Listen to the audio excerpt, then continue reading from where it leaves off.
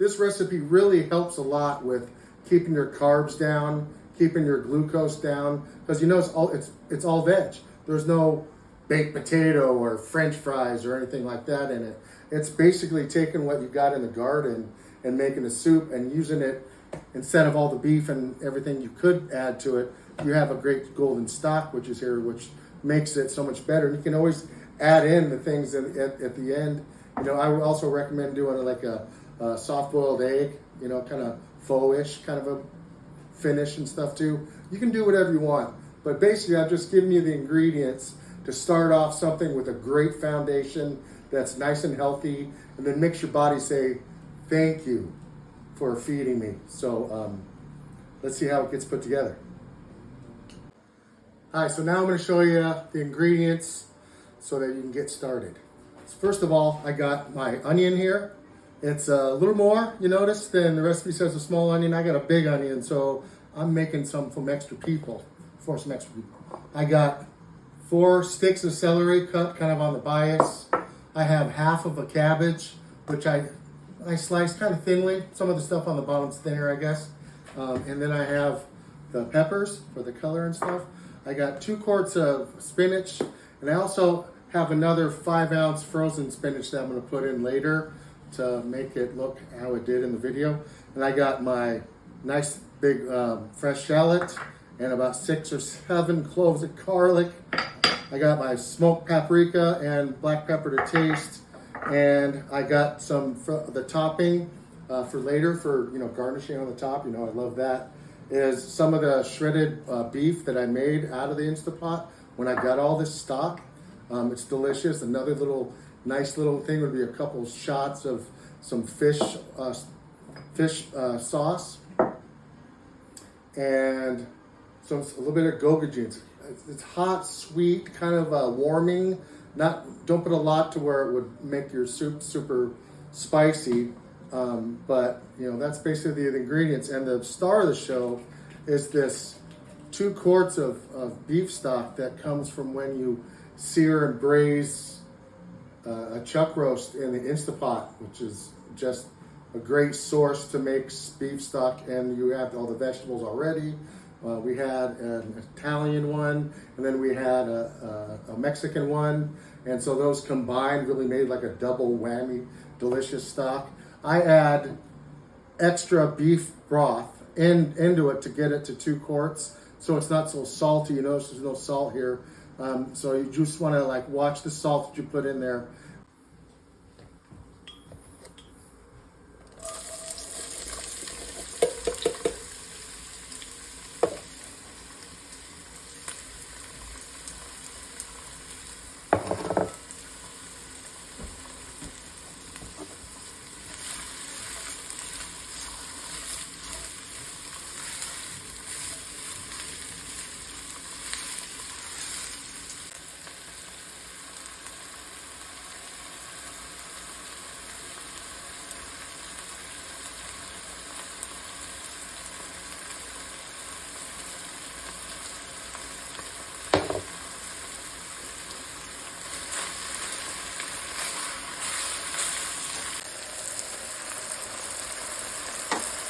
Shallots, yummy addition.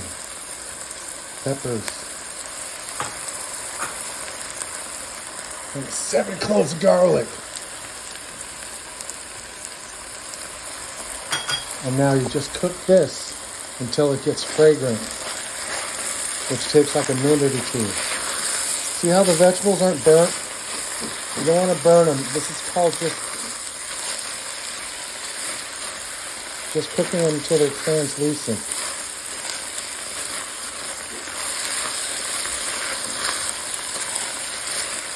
Get that all mixed down good. Then we're going to go into the cabbage. Then I'm going to stir that up and I'll show you. Now, it's cabbage bath time.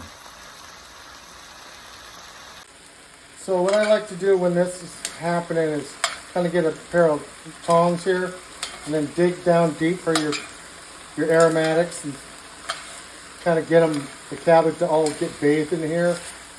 Watching to make sure it doesn't get brown or burnt or anything like that, because we're just trying to wilt all this together And it's when you add in your paprika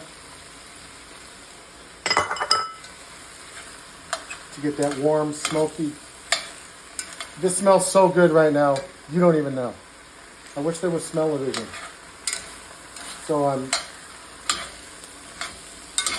stirring it up here. See how it's looking? This is like good enough to eat right here with just the stock. But all the other veggies just make it way more delicious. Now, add the gold.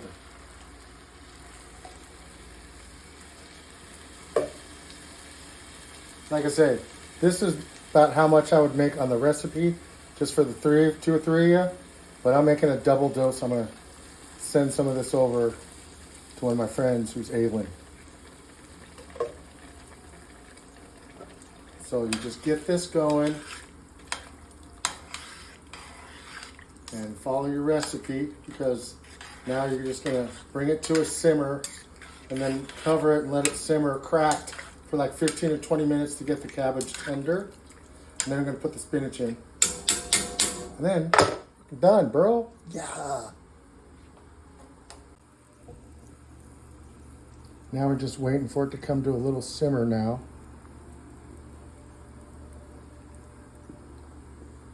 It's almost there. But then we're going to cover it. And for the sake of time, I'm going to go ahead and do this now, magic trick.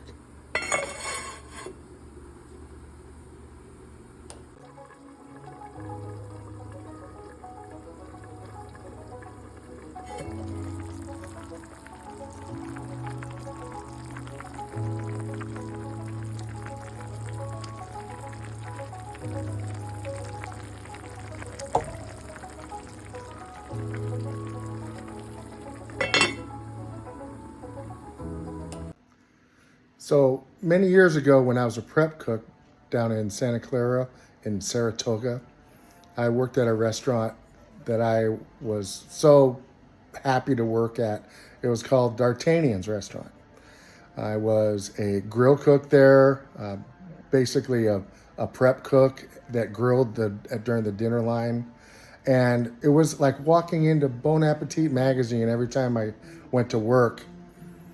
I would walk in, like you're going to walk through the kitchen to get to the locker room, and there was always this giant 50-gallon stock pot full of beef stock that had been going for 2 days already. That's when they take the neck bones and all the beef bones, and they roast them with tomato paste all over it, till it's all golden brown. Then they put it all inside the pot, cover it with water, and then just really put every veg that was about to go in there. Carrots, celery, onions, tomatoes, even the celeriac heads, zucchini cuts, everything. It was amazing. And all the chefs and all the other cooks would walk by with a piece of bread in their back pocket, and they would like dip into it, and it would just slowly reduce like this over 3 days.